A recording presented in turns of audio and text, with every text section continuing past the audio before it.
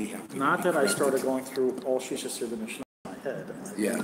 All right, okay. Come on. Did you just look it up? Or? Yeah, no, I remember the Gemara. I just didn't remember it being a Mishnah.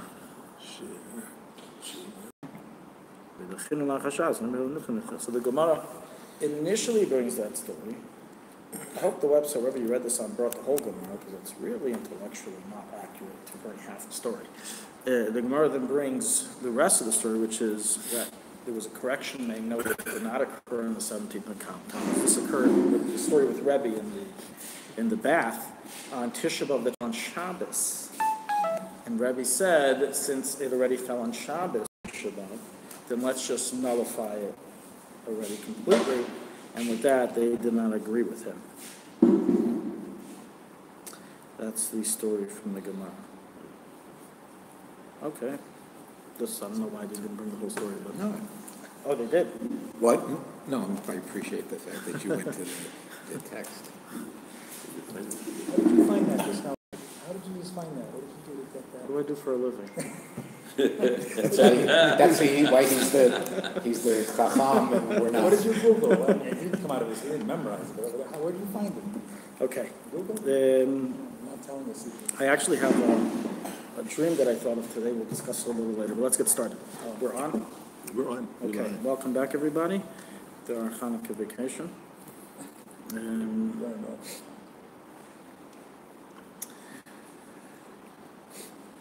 Okay, we're going to just review a few halachas and then tackle the topic I prepared for today, which is really having to do with Hey Tevis, which is tomorrow night. We're going to discuss it a little bit. Beforehand, let's just summarize and review some practical halachas relevant to after Hanukkah that take effect. They were in yesterday's daily halacha. For anyone who paid attention, it was quite long of material, so I don't know if anybody went through it. Oh, you did? Good. We can test that. So we discussed, what do we do? What do we do with the menorah, with the glass bowls, and with the oil, and with the metal pieces that wasn't discussed explicitly? You know, the floats, or the metal sticks that you put in to help hold it. All the apparatus. What do you do with it after Hanukkah? So, I mean, obviously you can just put it away for next year. That's the easiest solution. We're discussing here, if you don't want to put it away for next year, you want to get rid of it, and your question is, well, I just use this for the mitzvah. You know, can I just throw it in the garbage, or do I have to do something else?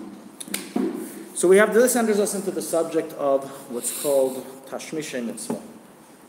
We have in the Talmud, then brought down in the Shulchan Aruch in various chapters, regarding that when a person does a mitzvah with a certain object, that object retains a certain level of sanctity. This is first discussed in the laws of tzitzis, in chapter 21. What do you do with tzitzis after the tzitzis have been used, or during the use? What is their status? The next at bat is in the laws of tefillin, in chapter 42, discussing the kedusha of tefillin. And then we have in the laws of Bati Knesses, the laws of shul, in Shulchan Aruch, we have a whole lengthy discussion of many chapters regarding levels of kedusha and the concept of a geniza, and this is the bottom line summary of what happens. We have much later on, chapter 638. Let's just give a general summary of this, and then we'll go and tackle the question regarding Hanukkah. So we have two levels here, two different categories which we have to keep completely separate because they're completely different bylaws. One is kedusha items, and the second are mitzvah items. It's a little tricky to understand what falls under what. I'll just give an example. Tefillin, including the straps according to the Alter Rebbe, but certainly according to everybody, the batin and the parshias are kedusha itself. It's actual kedusha. And they have a very severe level of sanctity that they have to be treated with. They have a special geniza place. They can't be put in geniza with lower level geniza items. That's why, geniza boxes you always see mezuzah and tefillin. Mezuzah is another kedusha item. Okay, a secretary, another kedusha item. It's even higher than tefillin. You can't bury it with tefillin. There's different. Meaning, I'll just give an example. I once put on new straps I bought new straps at Tefillin, and I put it on the wrong pair of Tefillin. Instead of putting on the Rashi's, I put on the Rabbi Tam. I don't remember. It was one of the two. I mixed it up. And the next day, I realized I wanted to switch them. I already wore the Tefillin, though. Once you've already worn the Tefillin with the straps, it receives its level of Kedusha. You can no longer descend it.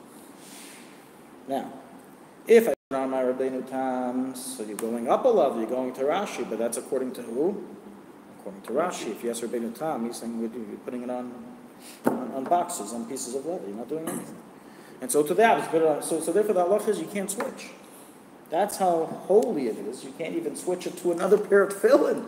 That's of a different type than Rashi to Rabbeinu Tam to Rashi. So the Sefer made some more money. The Sefer made some more money. We had to get another pair of straps.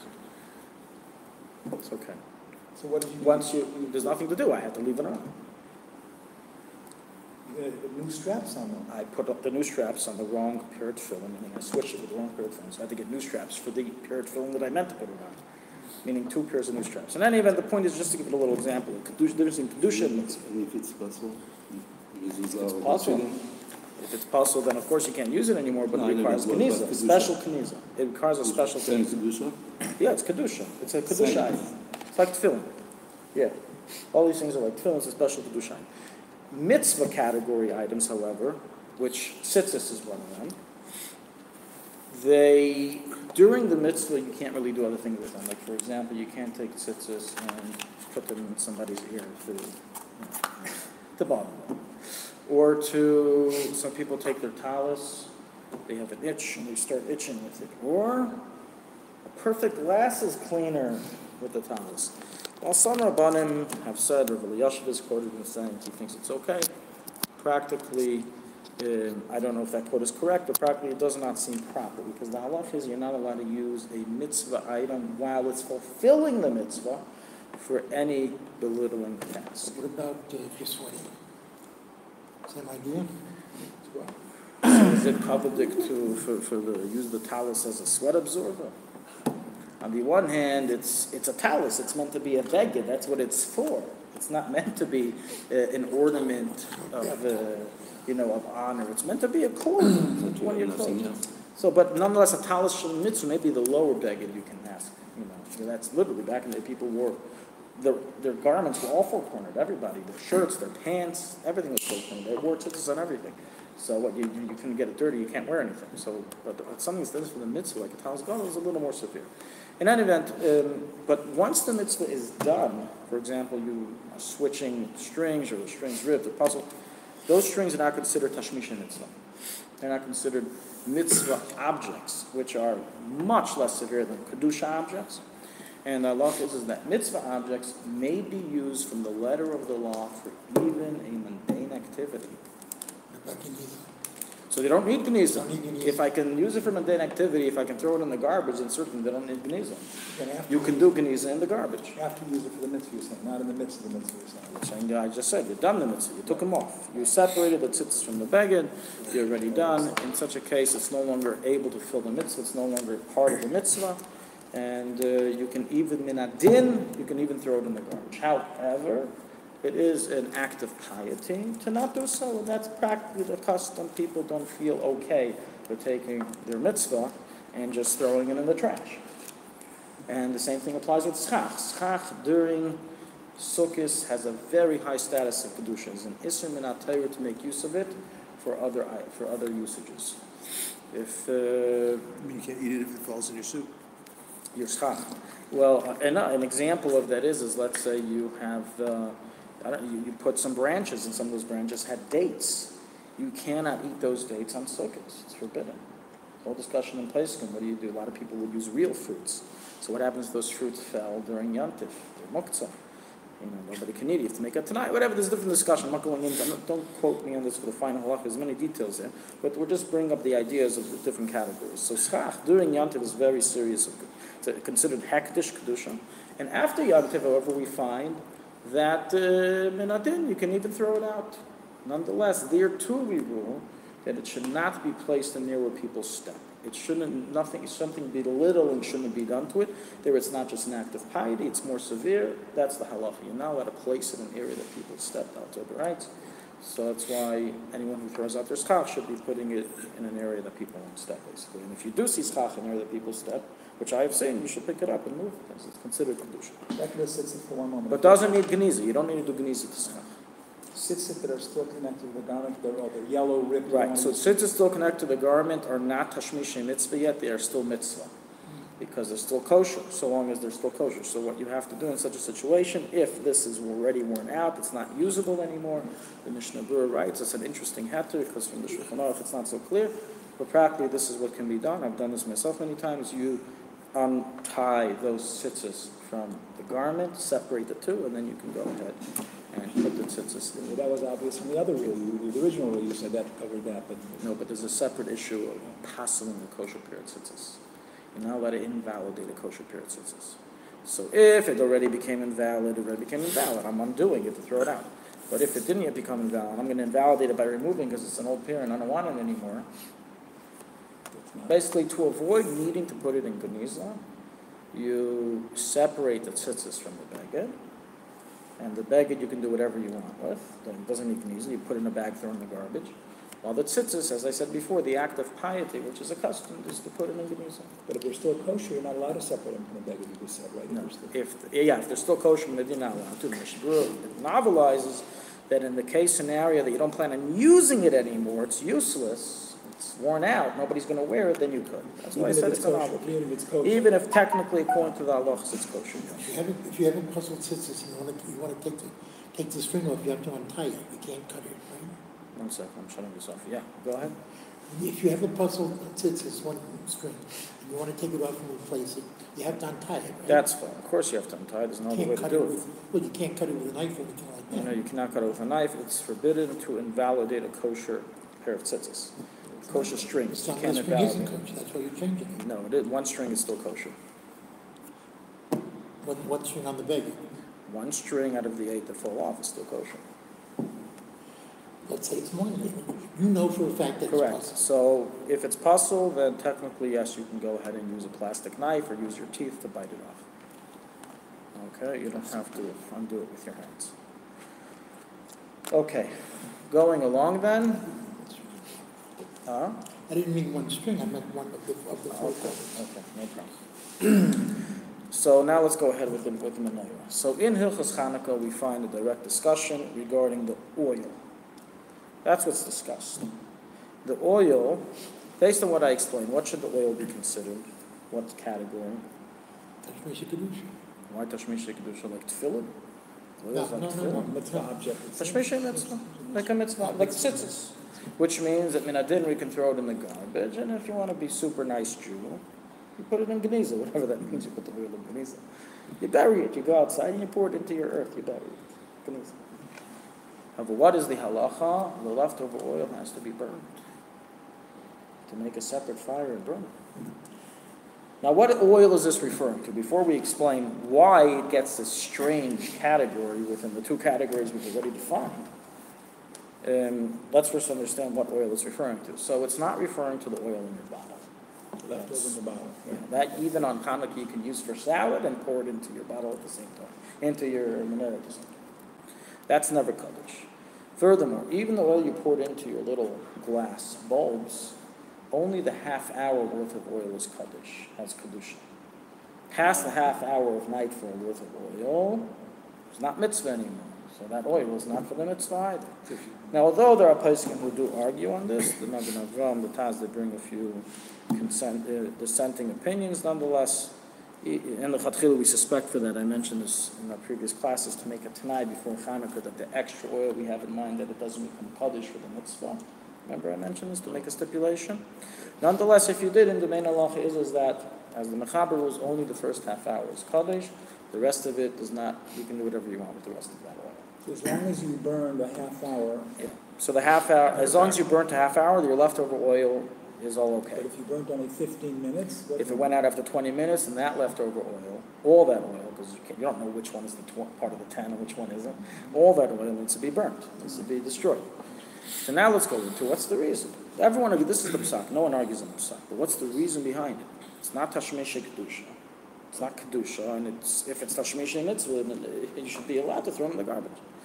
So what the Ramban explains, interestingly, is that by other tashmishei mitzvah, like tzitzis, or a shayfer, or schach, they have physical uses that are different.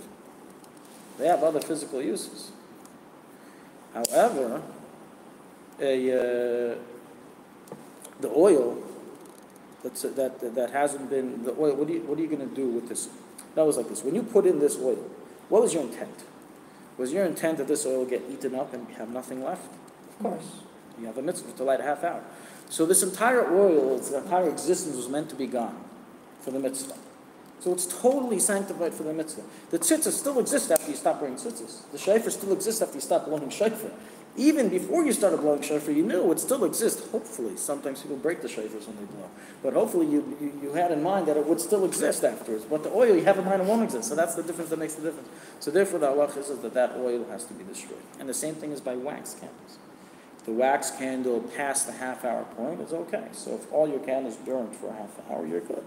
But if one of the candles or some or all didn't burn for a half hour, then the area that didn't burn for a half hour needs to be destroyed. It's a half hour after nightfall? Correct, half hour after nightfall. After nightfall. Unless you made that tonight.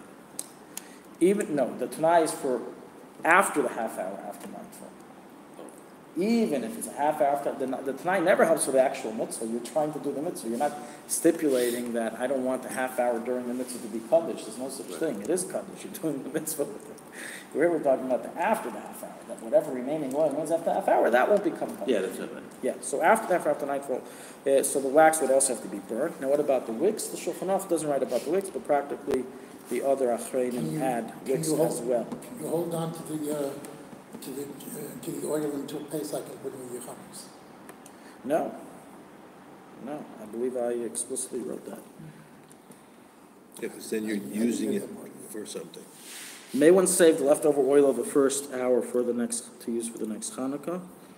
And the answer was the Magen Avraham, Torah Levush Meshabur Kafchaim, all right, a big no. And the reason is to suspect when come to use it in the interim, either for eating or for lighting.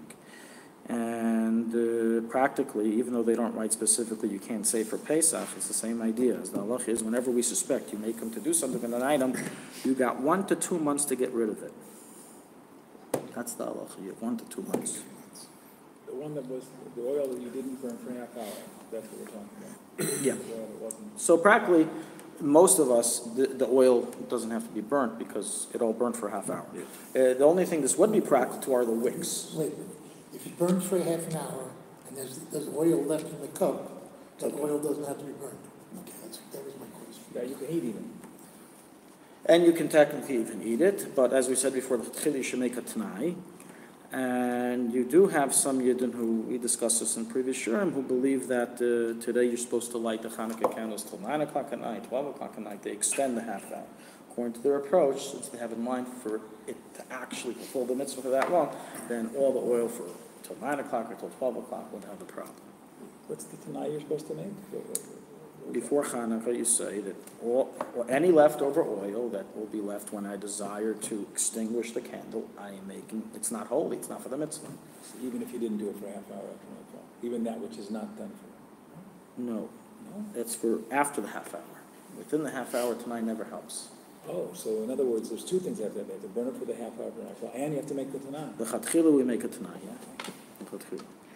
Okay, so the wicks are basically the main thing that we're going to be burning. Okay, those wicks, which we don't benefit from, we just burn them. The pieces that go inside the menorah, if you want to throw the glass bulbs, and the glass bulbs themselves, they will have the status of tashmishei mitzvah, not kedusha, not like the oil, and therefore you can technically throw it in the garbage. But the best thing is wrap it in a paper towel or in a plastic bag and throw it out in that method. Wicks and bulbs. You just No, wicks burn. Wicks you burn. Oh, you do burn, just like the oil. Yeah. What if you burn the wicks for more than a half hour? Doesn't matter. Doesn't matter? You burn had in the wicks. mind that these wicks would be gone. Not the wicks, obviously, that you had Not in by your Pesach. bag. You don't wait till Pesach. You burn the wicks right away. Wicks that The you shamash doesn't have to be burnt at all. The way shamash is not kedusha. You can do whatever you want with it. Okay, moving along. So We're now just left with the menorah itself. The menorah itself is tashmishe mitzvah, or tashmishe the tashmishe mitzvah. Meaning like this, I'm introducing now a new subcategory. So if we said tashmishe mitzvah, like tzitzis, shayfer, you can use it, you technically doesn't need geniza, but mitzvah and amuvchar is not to throw it in a belittling way. That's what I'm belittling way. Tashmish mitzvah is basically a subcategory, which means an item that is used for the item that is used for the mitzvah. It's secondary. It's a secondary item. The secondary item, it doesn't have any kedusha at all. You can throw it in the garbage. There's no act of piety to. That's would be the shamus also. The shamish is not anything. Not anything at It's all. not anything. So what's the secondary one you just mentioned? So let's think about it. What is holding? So what's the menorah? The Alter Rebbe writes in chapter 42 that the menorah, he writes like this, that the ner Chanukah is tashmishe mitzvah. Now what is he talking about? Remember when I read this first a few years ago, I was shocked. What is he referring to? If he's referring to the oil itself has to be destroyed, has to be burnt. It's not tashmishe mitzvah. No one argues on that psak. So what's he referring to? The menorah? The menorah is tashmishe mitzvah. He must be referring to the bulbs. Let's say back in the day where they would light, they would have a earthenware or whatever material, like vase that held the oil, an oil lamp, and that held the oil and that held the wick. So if everything else has been negated from being Tashmishe mitzvah because it's higher than that, then the only thing left is that oil, the lamp itself, the actual metal or the actual earthenware. So that's Tashmishe mitzvah. It's being used for the mitzvah. If so, then the halacha would be that the glass bulbs need to be wrapped up and thrown out. But what's holding the bulbs? The menorah. The menorah isn't directly holding the oil. Here, the It's menorah was hold the candles. Oh, Okay. by oil menorahs. So by an oil menorah, the menorah definitely can be discarded into the garbage, even if not. Now what about, you understood how we got there? Now what about a wax candle menorahs? Over there, you stick it right in. It's a direct holder. So there too we can conclude that you can throw it directly in the garbage. Why? As we said before, only the first half hour of the wax is for the Mekudesh is sanctified for the mitzvah. What area of the wax is the menorah holding? Usually it's more than a half hour. It's only the bottom of it. If so, then it's a tashmish for that bottom, which is not part of the half hour. It's not like oil that it's all mixed. You clearly know the difference between the different Who's going to levels want to of throw wax. away their menorah? This question is very relevant because many people have disposable tin menorahs. They give them out of time to many Jews. Let's say in the army, I remember one year we had like 100 of them lying around. And what do you do with them? I literally had 2 huge garbage bags full of them. If those things need geniza, they're going to stay in my office for the next 2 years. So what you can do with them? So when I did, you can throw them out. So Rabbi, my understanding is even though we usually increase for each night, but the actual mitzvah is 1 light. Is that correct? Correct. So then if on the subsequent nights a light goes off when the oil lamps goes off, right? So do you now technically, even though that goes off, you're still doing the mitzvah. So do you need to relight that lamp? Right. So I'm assuming you're asking for next year. Yeah. Okay, good. We stopped. Didn't happen. Good. So the answer to your question is that then you don't have to because hadlaka is a mitzvah. As soon as you light it, the mitzvah is done. So long as it had enough oil, you lit it in an area that it can be, light for half hour, you're good to go. But nonetheless, the custom is No, I'm saying it. even if it didn't. I understand. Why not? It did, but then you have the other lights. So Now forget about the other lights. Minadin, as long as 1 candle is that you're good. But here we're talking about you want to do the mahadran, right? So should you relight the other one? The answer is that Minadin you don't have to, but the custom is to do so. So relight it so it will be lit for a half hour. Even if you only lit 1 candle and went out, even if you lit a candle and somehow a gust of wind came, you have no idea, burst through your window and knocked out the candle, you fulfill the mitzvah. If your wife comes home at 10 o'clock and goes, oh, these eight lights look so nice, but they're out, I want to relight them just for the, is that right? She can relight them. There's no problem with that. There's an interesting segula recorded without a source. This is a Teresh Baal Peh tradition. I brought it in my book. that the leftover oil, and Kutzker Rebbe says, it's a school to use the leftover oil against cellulitis. Against what? Cellulitis, Shoshana. You had that disease back in ancient times? How would you use it?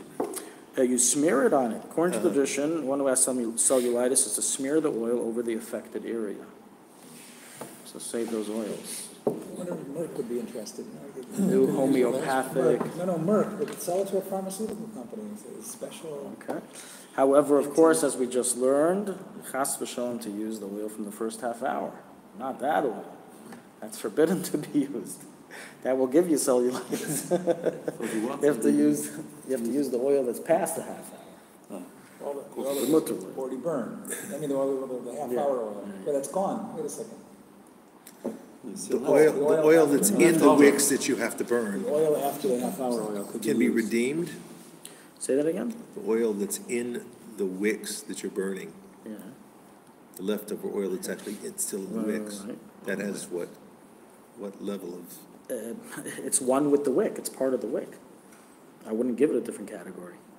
It's the oil we've It's been talking united. It's the oil we've been talking about. Now, it's as long So- as it's burned for a half hour and it's everything left there. So if everything is mixed together, your wicks and your oil and everything else, in a disposable tin or whatever that you're gonna burn, you Burn the whole plan to thing. burn the whole thing. Yeah, okay, fine.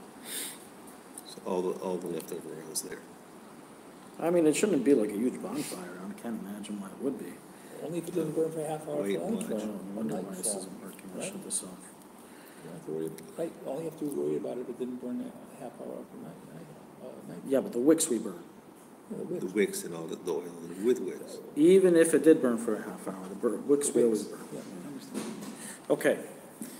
Our next subject, we're going to discuss the mitzvah of bayis malei svarim.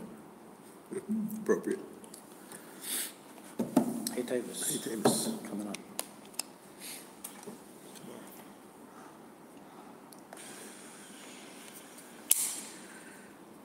The last mitzvah in the Torah is one of the most important ones we have, and is hardly fulfilled today, unless we can explain how it is in this class. A positive command in the Torah, according to some poskim, upon men and women, according to others only upon men, according to everyone upon men, everyone agrees it's upon men, debate if it's upon women, to write a personal Sefer Torah. The kisvu l'chen as ashira hazayis, simotei b'fiyam, it's referring to, the first is referring to Parshas Azin, but in the Torah Shabbal Peh, the Messiah, the tradition, as it recorded in the Gemara and in the Ma'aneh HaMitzvahs, those that count the 613 commands, it refers specifically to the mitzvah deraisa, one of the 613, one of the 248, when every individual is to write a Sefer Torah. How many of us here have fulfilled that? Not many letters in the And who revealed to you that buying a letter in the Torah fulfills the mitzvah? You told me that last 2 months ago. Remember I asked you, was that okay? And it's become a custom or something. So we have a pischa. Has anyone here written a whole Sefer Torah? Usually only Seifrim do it today. Back in the day, it was very common, even for people who didn't do safras as a living. They just wanted to do the mitzvah. The Rambam wrote his own Sefer Torah. He was a doctor. They learned He something. wasn't selling well enough. safras. And he learned safras. He taught safras. What do you mean, the Rambam? No, but he said it would be common for about people the- who didn't learn surface formally or professionally to He actually learned everything. The Rambam was a bucky in these Problem, things. what if we just said it was Oh. a lot of common, a lot of Yeah, people the Ran wrote his own Sefer Torah. It was very common for people. If you want to know how Jewish life used to be, go to Yemen. In Yemen, everybody knows how to write a Sefer Torah. Everybody knows how to write a mezuzah. Everybody knows how to write tefillin. You write it for yourself. Whoever thinks of going to a Sefer, I would go and write it myself. Everybody would get their own write own mezuzahs, get their own shayfers from their own rams. Do their own shechita. Everybody was a sheikh. You didn't have to rely on one sheikh for the town. Everybody knew what a sheikh. Everybody was a balkairi. Everybody ran everything in town. I can understand a little bit of why. In Yemen, they say they suffer from a lot of discord. Usually if one person, everyone goes to him, and everybody's everything. So. Till had a chacham. Everyone was a chacham. Chacham be'einav, everyone was a chacham. But that's how it was, that everybody was taught everything. And this was the official mitzvah, and this mitzvah is not, we don't see it being fulfilled anymore, and we haven't seen it being fulfilled by the masses for hundreds of years.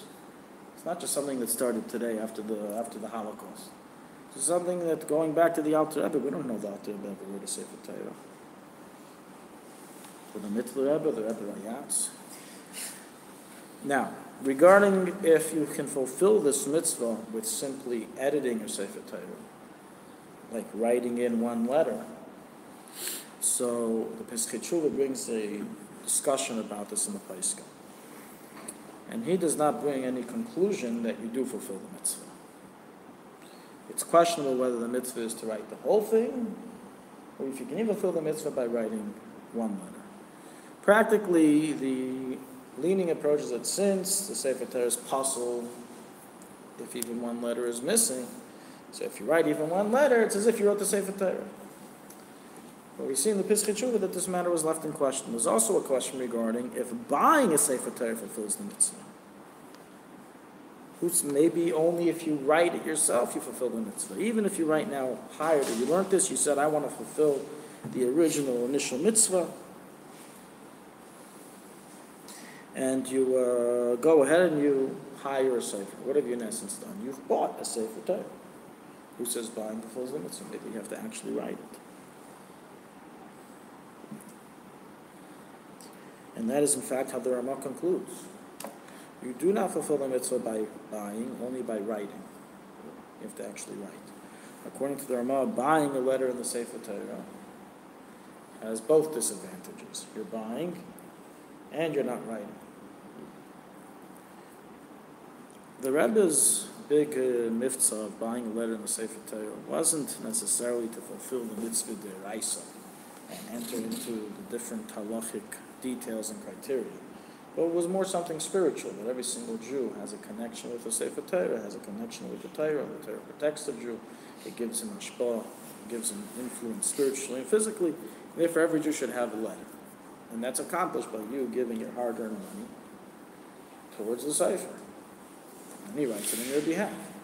The mitzvah is certainly there, but is it considered that you actually fulfilled the mitzvah of writing a Sefer Torah? That's up to question. Why isn't he your agent, and therefore That's it is fulfilling the I'm mitzvah? saying. I'm saying you can't. So if I set up a shliach to daven for me and to put on tefillin for me and to eat kosher for me, that'd be amazing. But a boil is, you make a boil a shliach, even though it's your mitzvah. Correct. A moil can be a shliach because the Torah did not command the actual person to circumcise himself. That would have been kind of difficult for an 8-year-old child. What about shofar? It was always to begin with that someone else does it. And kiyat shofar. Also, the Torah never commanded you to blow. The Torah commanded you to hear the shofar. So when you go to But here, it's the machlekes. The Ramah is an approach. There's another approach. So that even if you buy, you fulfill. I'm just saying. But a lot of times you go to a ceremony, like with Tanimi Derek relatively recently, when I bought my letter, I sat down and the Sefer had me, people go fill in. That would count as actually writing and satisfying, right? A letter. If you actually participate. So I said, the Pesach Tshuva leaves that matter in question. Or even the As to writing. whether, Even as you to sat whether down it and wrote does. one letter. Yeah. There is an approach that says, as I said before, since if even one letter is missing, it's possible. So by you writing a letter, you made it kosher. So it's as if you wrote the whole Sefer Torah. That's stronger than buying then, right? And not 100%. It's for sure stronger than buying. I think that's dubious logic, but I was afraid my hand would get shot. good. What's the dubious logic? That Get if something. the letter is missing, and therefore it would be pasul, that writing one letter is as if you wrote the entire Sefer Torah. You don't want It that doesn't logic. follow. I mean, it's not a logical Especially considering when you conclusion. wrote the letter, the Sefer Torah was possible to begin with. Right, because it wasn't. Because all the rest of the It letters wasn't the aren't last finished. letter. It wasn't the last It one. wasn't the last letter. However, Okay, I have to do more question. research on that. But no, the Pesach Tshuva does leave that matter in question regarding if shutfus helps or you have to write the whole thing yourself. So what's going on? What's up with this mitzvah? Have we suddenly fallen through the cracks somehow that we don't fulfill?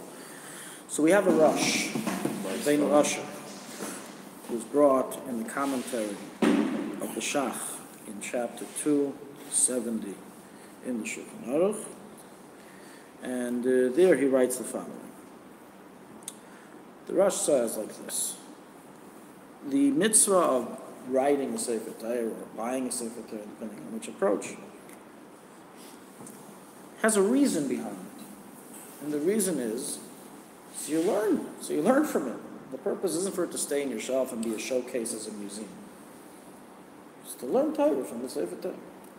Now let's not forget, in biblical times, when this command was given, the Hebrew library contained only one book, and that's called the Sefer Torah, 5 books of Moses, that's it. If you went on Amazon back then and you went into the Jewish section, nothing. You got nothing there. Not because there weren't chachamim who could write books. You weren't allowed to. You weren't allowed to write anything. Everything had to be tradition. So, if that's the case, the only thing available to fulfill your mitzvah of learning Torah with was the Sefer Torah. So the Torah commanded us to write a Sefer Torah, or to have a Sefer Torah. However, today, says the Rosh, that already for over 2,000 years it has become permitted to write down Torah Sheba'al Peh in order to save the tradition from being forgotten. Therefore, this mitzvah hasn't changed, it's just evolved. Levi and Kesuvim couldn't write down either? Vim Kesuvim you could write down. Okay, so you have 24 books. After the ages, you got a few more books. Not when the Torah was given, when the mitzvah was given. So, he says like this, on the contrary, today, the halacha is, as brought in the Taz, you're not allowed to take out a Sefer Torah to read. If right now somebody wants to do chitas, and they say, you know what, I got the keys to the Aron Kodesh. There's nothing that compares to taking one of the oldest Sefer Torah in Tzfas on their own, one of the oldest in Tzfas, no, maybe, and learning from there, learning chitas from the Sefer Torah. There's no Rashi in the Sefer Torah. You have Rashi next to you. Right? There's nothing that says the Taz Asr. What do you mean Asr? Asr, the Sefer Torah is Kadesh, it's Kedusha. What do you take a Chumash? What are you taking a Sefer Torah for? There's no reason for you to take it out. You can accomplish the same learning from a Chumash. So what was back in the day, the common practice, today has become forbidden. And therefore, says the Rosh, the mitzvah of writing a Sefer Torah today is fulfilled. Yes, you can still fulfill it with writing your own personal Sefer Torah, but it's also fulfilled through writing or purchasing Sfar. In other words, the Shach says, another place can appreciate, bring it down, that the mitzvah deraisa of writing a Sefer Torah is in essence a mitzvah deraisa to purchase books of Torah for you to learn. So whenever a person purchases a Sefer, he's fulfilling a biblical command. Well, not just a Sefer Torah, but just a Sefer. A Sefer, yeah, a book. Oh. I'll give you a wild example. If you purchase my whole set of Sfarim, you purchase 24 biblical mitzvahs. We're having a big campaign coming out tomorrow. The campaign started right now. 24 biblical mitzvahs. Whenever you buy a Sefer of Torah, of accurate Torah, right? Of Rabbanim you can rely upon, then you're fulfilling a mitzvah of the Kisvu Lechem, according to this approach. And this the Rabbi talked in a Sikha, basically describing, number one, how today this mitzvah is not extinct, can still be fulfilled, and number two, of the importance of buying Sfarim, that a Jew shouldn't think, well, you know, or like one person once told me, I haven't yet finished all the books in my house, so I don't buy any more books until I finish all the books in my house. There's a mitzvah itself of buying Sfarim. Nonetheless, we have to understand that the purpose of that is to actually learn them.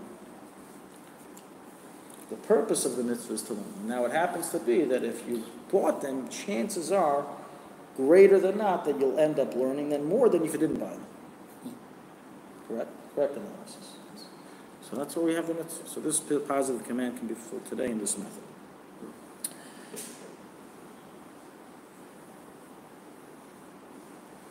In the Sikha that the Rebbe said, maybe we'll read part of it. It was said on, I think, Vav Tevis. We'll look at it in a moment. The Rebbe stated there, that one is especially to purchase Sfarim dealing with practical halachas that will be studied frequently in order to know what one is to follow. Nevertheless, as the Rebbe brought up in that sikh and also in other places, that every child is to have a siddur, chumash, and tehillim of his own, and that these Sfarim are to be placed in each child's room, in his own personal room. Again, a chita, so chumash, tehillim, a tanya, and a siddur. The Rebbe also mentioned that every single home, this is brought in Sefer Menhagim as well as in a sikh of the Rebbe, in a maim of the Rebbe Rayatz, I should say, Tavshin Yud, that every home should contain the Svarim of the Baal Shem Tov, the Magid, and the Alter Rebbe, meaning the Sefer Keser Shem Tov, the Sefer Magid Vov the Yaakov, and Tanya. So in addition to every Chabad home and Chabad house containing a Tanya, then you'd also have predecessors, the Baal Shem Tov, and the Magid Svar. I think he said that they shouldn't be bound in one volume. Correct, not to be bound in one volume. Correct. I don't think it exists. I haven't seen it. So that's not our problem. You can go to the Chabad house. I'm sure they sell it here. You can go anywhere. So those are 2 Sfarim to get. You're marrying off a child. A lot of children, they don't know a lot of things when they get married. This is one of them that a lot of them don't know. They should start off their home on the right foot. So in their new home, you're ready to put in a Keser Shem Tov, and a Torah, and a Tanya.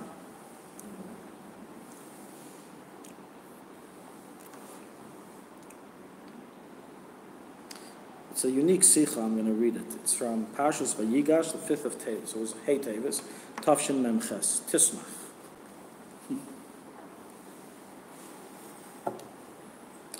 In continuation, I'm translating, in continuation of that which we emphasized above, of the importance of learning Torah, not within a Sefer Torah, as I already introduced, but rather in the Svarim, which explain the Torah, Shebiksav and Torah Shabbat.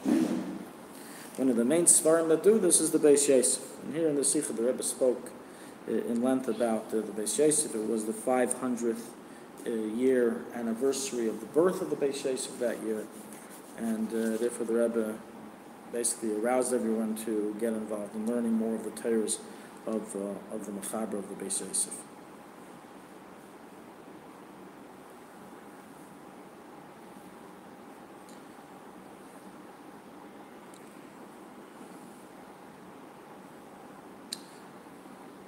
So the Rebbe said, Yesh la'ayr, we are now arousing the public in all areas, knowing that this is the 500th year anniversary. It is proper, and I would make it, by the way, this year would be the 500 and from Memches to now, it would be the 530th year. Set. Right? 1988 to 2018. 31. Memches? Yeah, Memches. 31 years. So in every single place that it's proper for everyone to add in their learning of the Shulchan Aruch, and especially learning of the section of Orach Chaim, which teaches us the Piskei Dinim, the halachis that every single Jew needs to know every single day. So it's not possible to have a personal rabbi app that you can ask him questions every single second, and he can tell you what to do every single second. Then you can rely on the Rav.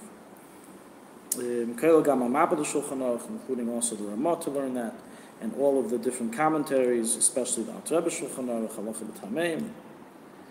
And then the Rebbe added something which to Chassidim, I heard it from Chassidim who were there, learned of Chassidim who were there, when they heard this, they were shocked. The Rebbe concluded like this. In addition to the Alter Rebbe Shulchan Aruch, regarding the entire Orach Chaim, which we don't have the Alter Rebbe on the entire Orach Chaim, there are sections that are burnt that are missing, one should study the book of the Mishnah Brura. He was the individual who desired life. Zacha, he merited that his work be accepted amongst all Israel. This was huge when the Rebbe came out and told Chassidim to learn Mishnah Brura.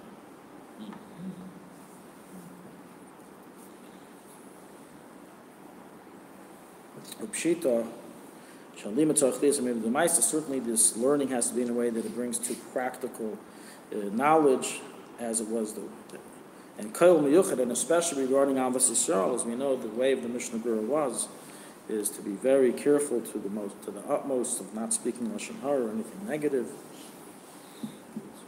Benoni. Right, Rabbi, yes. And, okay, the Rebbe said that everyone should give, the bookseller should give, for Heiteva special discounts to help people purchase it. And then the Rebbe concluded every single Jewish home needs to have the basic Svarim of Judaism, meaning in addition to Chumash, Siddur, and Tehillim, in a Chassidish home also Tanya, but also Sifrei Halacha, Halacha Svarim that are relevant to day-to-day life in order so they can learn from it on a constant basis in order to know what to do.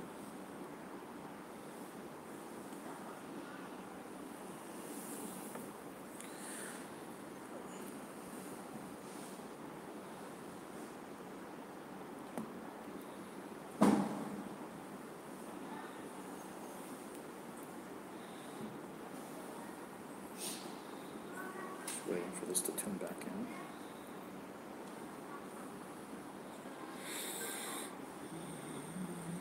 Okay, that's basically the end of the Sikha for our purposes. The Rebbe says here something also interesting that I want to point out, and that is regarding the need for people to learn on their own. A person doesn't need to go to law school in order to survive life. He can hire a lawyer. A person doesn't need to become a doctor to survive life. He can go to a doctor. But can a person survive Judaism by doing the same? He doesn't have to know anything. He can just go to a Rav. That's our question. Is a Rav similar to a doctor, to a lawyer, where you can just pick and choose? No, I'm not saying pick, when you need. So there's a number of reasons of why it is not possible and not realistic to rely solely on a Rav. And why, as we're emphasizing here, there's a necessity in purchasing Svarim for the sake of learning. First of all, we know that there is a mitzvah deraisa on men to learn Torah. So that's just the basics. The basics is a mitzvah of Talmud Torah. And that mitzvah applies to all men. It's not only fulfilled by your rabbi. And therefore, a person has to learn it no matter what. In addition to the mitzvah of Talmud Torah, we know that there's a mitzvah called Yedias HaTorah. And that mitzvah is on every single Jew to strive to become an expert in all the 613 commands with all their details. It's not that much if you go through the list. I have I think a 30-page article on the 613 mitzvahs, all 600 pages. But you need also the details. So you have to add to that file, the 30-page file, the whole Rambam, the whole Shulchan Aruch, and their reasons. So we have to have the Beis Yosef, and you have the Alter Rebbe. He took care of that, and you want to do the Beis Yosef for the Shach and the Taz. It's a lot of Torah to learn. It's a lot of Torah to learn. And when the Rambam didn't give you the reasons, you have to go back to the Gemara. So this is an obligation on every Jew. This isn't just for the rabbi. It's funny. No one says that everyone has to be a doctor, everyone has to be a lawyer. But here we say everybody has to have knowledge. Everybody is a mitzvah. Remember the Rabbi mentioned the Kitzur Shulchan Aruch. Right. Before we started with the Rambam, we 100%. said that we should learn Kitzur Shulchan Aruch. Before- Kitzur Shulchan Aruch. Before doing the Kriyas of Gimel Prakim, or Parak Ephraim? No, I mean, before we started in Mem. Oh, before the Mitzvah Rambam. Yeah, one Shabbos he mentioned that we should learn the Kitzur Shulchan Aruch. Right. The Rebbe mentioned Kitzur Shulchan Aruch many And the times. Shulchan Aruch Harav for people who are more, and the Kitzur, even the Kitzur Shulchan Aruch. I mean, I heard from people who were there. Since that time, I tried to, since 10 years, something like that, I'm doing it daily. It helps. Beautiful, of course, beautiful. It's Kitzur not, Shulchan Aruch covers. it's not the Shulchan It's an Aruch amazing Harav. work. It's something is better than nothing. That's for sure. At least you're in the ballpark. You know what's going on. You know there's a discussion. You know. It may not be always on the ball to how we follow, but at least you know there's a discussion. And of course, it should be a stepping stool to moving around for bigger and better things. But the Rebbe once mentioned by Hey Tevis that everyone, now that we got back, it was due to Hey Tevis. It wasn't exactly on Hey Tevis. I believe they received a certain Seder B'Chasanenin of the Alter Rebbe. The Rebbe told that when the books would come in, the Rebbe would tell the Chassidim to learn them. For example, the book Derech Emunah by the same author as of the Sarah Maimoris, so the Rebbe told the Chassidim to learn it, and it was actually printed like us, and was given out. So everyone sat down and learned it. And when the Rebbe told everyone to learn Seder B'Chassidim, everyone sat down and learned Seder B'Chassidim. What I heard is, from one of the people there, is that everyone sat down, and in about a half hour they were done the whole thing. It was like saying to him, Davin says Seder B'Chassidim. Anyways, I'm sure the Rebbe meant it should be ingrained in the mind. So that's the first two basic reasons of purchasing Sfarim and learning Torah, not relying on the Rav, is because every Jew has their own personal obligation. Now, since it's not possible, and Hashem didn't create people in a way that they have A, enough time, or B, enough mental stamina to really accomplish this right away, maybe never, as the Alter writes in Hilchos Talmud Torah, you got to strive. Well, it doesn't mean you're gonna do it. You got to strive to do it. And there are people who have the time or have the position to be able to learn all these areas and give direction in them. So that's why we have Rabbanim. Rabbanim are there to be the extra insurance policy that when you don't know something, you can go to them. But it's not something that can be in exchange of your basic knowledge. The reason the Rebbe here mentioned by, for example, Orach Chaim is because Rav is not always available. Rav is not always available. You don't always have Rav Bill when you have a Shiloh. And therefore, if you know yourself, you don't have to ask him. But then there's another reason. The Rebbe is not always available, you can't ask every second. Even if he is available, he's going to get very annoyed with you if you ask him every second, and then he won't be available anymore. So it works hand in hand. But then in the footnote, the Rebbe mentions something interesting. Also the Rabbanim, and the Rebbe says we should mention that also the Rabbanim have an obligation of reviewing Orach Chaim and becoming a baki in them. Some people think, mistakenly, that anyone who's a Rav went through the process, got smicha, was appointed, was elected, everything's legit, everything's legal. He's mamish, the Marad Asra, and he's the official, no arms. So every psak he says is in Torah Moshe Sinai. Can't be a mistake. There can never be a mistake that comes out of the mouth of a Rav. Whatever Rav Paskins is correct. And there's stories to back this. Rav has siyata d'shmaya. Rav has, unlike a regular Talmud Chacham, Rav has Hashem's divine assistance, so he can come and give the right psak. As we know, the Noda B'Yehuda, when he came to get his interview, or was it the Chassam Sefer? It's one of the two. I think it was Noda B'Yehuda. When he got his interview to become a Rav in the town, and they asked him, it was Noda B'Yehuda, they asked him many questions, and basically, I think he got something wrong in the crowd would really test the candidates to see if they know their stuff. They bring all the great scholars and ask questions. And when the Noda B'Yehuda got the certain question, I guess, inaccurately answered, so he mentioned, you can't use this against me to invalidate my appointment, because there's a difference between a Rav who gets a theoretical question and a Rav who gets a question of Chalamayis. As then he has the hand of Hashem to help him. We also know a story with the Tzemach Tzedek. Tzemach Tzedek and the Rav of Lubavitch. Tzemach Tzedek was not the Rav of Lubavitch. Tzemach Tzedek was a big Rav, a big person, but he was not the Rav of Lubavitch. The Lubavitch had a different Rav. I forgot his name.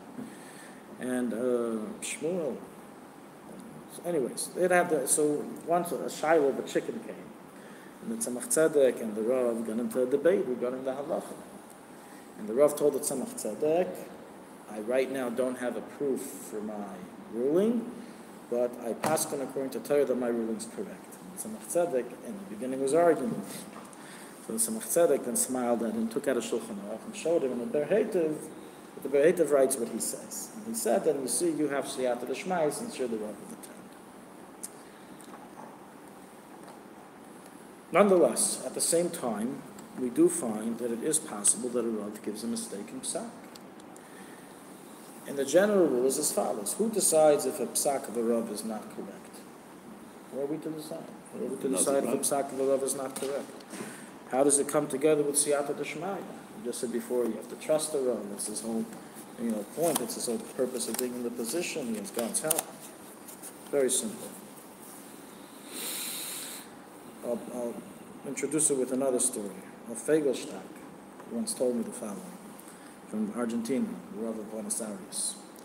he was emphasizing not just how that every Rav has God's divine assistance and the Asra, but that the divine assistance is specifically for his populations, for his constituents, it's for his people of his town. And the people of his town belong to his rulings. So he gave a story that happened. One time an individual was having certain problems, whatever it was, maybe in parnasa, maybe in health. He wrote to the Rebbe told him to check his tefillin.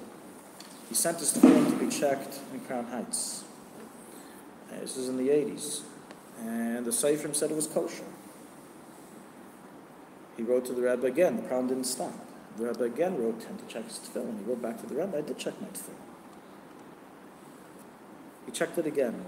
They told him, listen, there's a problem here with a certain letter, but we paskin it's okay. If you want, show it to a certain Rav in Crown Heights. I'll leave the name out, but I know who the Rav's name is. One of the Asras then in Crown Heights, he had it given to him to paskin on. He paskin on, he said it's kosher. Okay, the problems continue. He writes again to the Rebbe. The Rebbe this time, and he writes the whole story. He sent it. The Rebbe this time writes, show it to the Morad Asra of your city. Now, it happened to be, why did he originally go to Crown Heights? He knows that in certain areas, Fegelstock is extremely machmer. It's very stringent, very particular. And it happens to be in Safras. He has some very interesting shittas. And he passes the way a certain letter is written. He says it's not kosher, the whole thing is possible. He didn't know this specific case, but he knew in general to stay away from Fegelstock. Don't send him shilas of this area to him. The Rabbi told him, go to the North House of your city. So he showed it to him. He looked at it and he says, of course, it's possible. You have to pass it filled. So this is Adkan. This is the story that he said. So I then asked him, so you're trying to say that Allah, whenever he says something, that's it? It's final, there's nothing to it. He says, of course not. If a Rav says something, and the Shulchan Aruch says something else, then he's not a Rav. That psak is not a psak, it's worthless. The Shulchan Aruch is the determining factor. Now, it's possible that people make mistakes. The Rebbe there in the footnote mentions that even Rabbanim, if they don't review and review and review, they can make mistake in the psakim. Mm-hmm. Now, who's going to bring up that they made a mistake if nobody else is learning the Shulchan Aruch? Who's going to be there to find it? The Balabas doesn't learn the Shulchan Aruch, he relies on the Rav. The Rav doesn't learn the Shulchan Aruch because he relies on his memory, which sometimes is wrong. So that's why it's also very important for every individual to have their own set learning session and for them to be able to we ask with respect, we show, sometimes we don't understand. And of course, in general, the Rabbanim have the benefit of the doubt of saying the right thing, but sometimes we're seeing the opposite psak of what it says. You have to be shown. You have to ask, how is it that you said like this? If the Shulchan Aruch says like this, and a real Rav with Yireh Shamayim will say, I made a mistake, I retract, you're right. I had this happen once with I had many stories like this happen, but one particular story was where a Melamed taught an incorrect halacha to the children in Cheder. I called the Melamed, I told him, is it true that this is what you taught them? And he said, yes. I said, do you realize that you're inheriting to the future generation a mistake in halacha? A very common issue. And this is how these mistakes happen. When these mistakes get ingrained from Cheder age, it's so, bring 100 Shulchan Aruchs, most people won't listen. And that's how these things start. People get these misconceptions from a very young age, and then no Rav and no nothing. This is what my father did, this is what my grandfather did, and where did it start? From a Melamed making a mistake. So he said, what do you want from me? I heard this myself from this and this Rav. He was an Av Bezdin, one of the most chashuv Rabbanim in Eretz Yisrael. So he thought it would end there. I told him, give me his number. He gave me his number. I asked him, is it true that you said this and this and this? And he said, yes, I did say that. What's the problem? So I said, there's no problem. Mr. Shulchan Aruch doesn't say that. What? I told him the Makaris. Told him the Makaris on the phone. And he said to call him back a little later. I spoke to him a little later. And he said, I raised my hands. What am I supposed to say? You're right. I don't know how I got this wrong. The Shulchan Aruch doesn't say it. The funny thing is that night, and I spoke to him about this afterwards, the living Torah of that evening, it was a Motzei Shabbos, so the living Torah showed basically of a Fabregan, of the Rebbe, of Purim. And the Rebbe asked a certain shaila regarding Birchas HaMazon. There were two shailas being asked in the Fabregan. The first one, by the way, was the shaila of our discussion. Very interesting. That was the shaila of our discussion. Yeah, that the mistake is made, and the Rebbe, of course, didn't make the mistake, and it was really Shkach HaPaz, the Rebbe mentioned that in that Fabregan.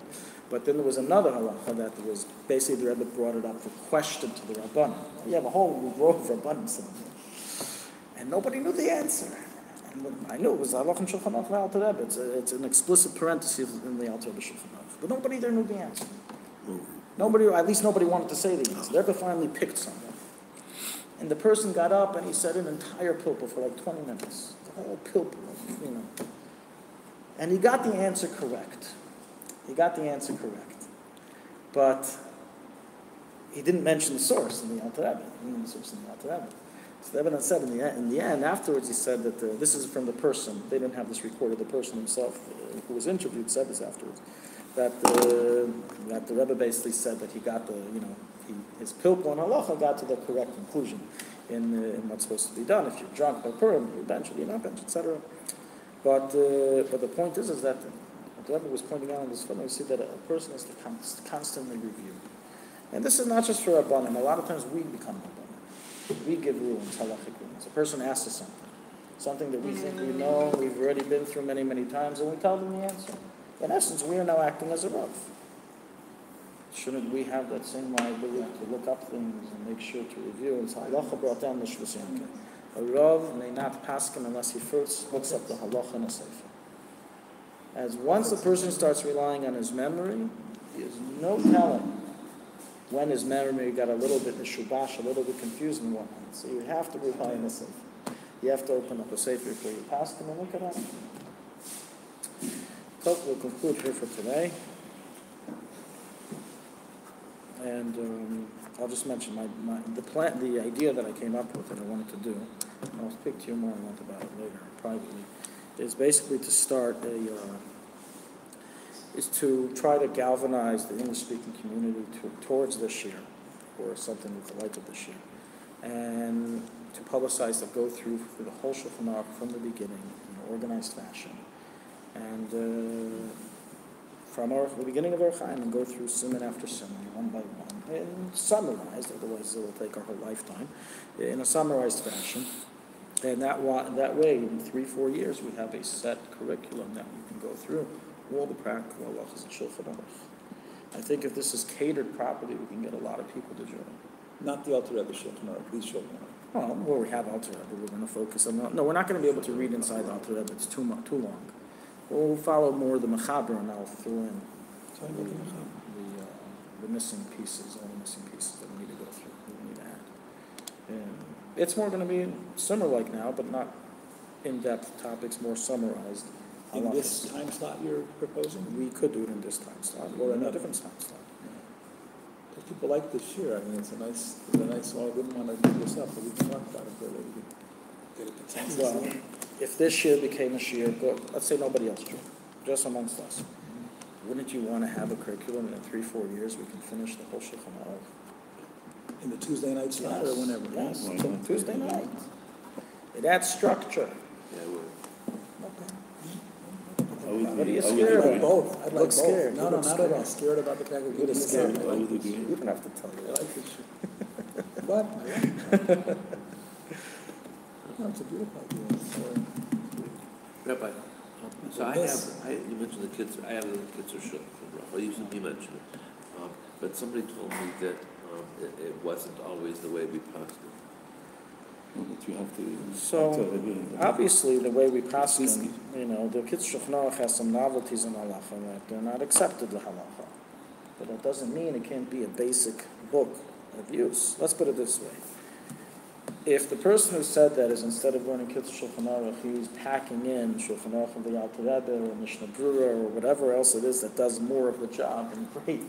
But if the person is learning Kitzur Shulchan Aruch, that's the alternative. The other alternative is don't learn. Then of course Kitzur Shulchan Aruch has a thumbs up, has a heads up. What about the Rambam? The Rebbe's cycle on the Rambam is a different issue. It's a different idea. It's not in step. It doesn't. Don't it's not fulfill. in No. Most of Kitzur Shulchan Aruch is Halacha l'maisa. Here and there, a person will make a mistake, and that's what we learn. In life, we learn. The more we learn, the more we know. We discover new things. But certainly, learning Kitzur Shulchan Aruch is to be encouraged. The person shouldn't stop learning. Rabbi Stisky wrote Right. Psak. Yeah, but it's not. It's better than the regular Shulchan Aruch, but it's not all encompassing. It's not all encompassing. It doesn't include Minhag I Chabad. gotta leave and I gotta just share, ask a question. You have a car? Yes. You have a car. If Rabbi Marcel was gonna come and turn off the lights and lock up, and he wanted a ride, I have to go pick up a family member right now. Could one of the two of you possibly take one Rabbi Goldstein and one Rabbi Marcel? Could we, I can take somebody. You're closer to Rabbi Goldstein, and you're Okay. closer to Rabbi Marcel. Okay, I got a scram. Thank you very much. You want me to do a dedication? I like that. Dedication? We're done? You send me, we're finished. You send me the. Thursday, 5th of Tevet,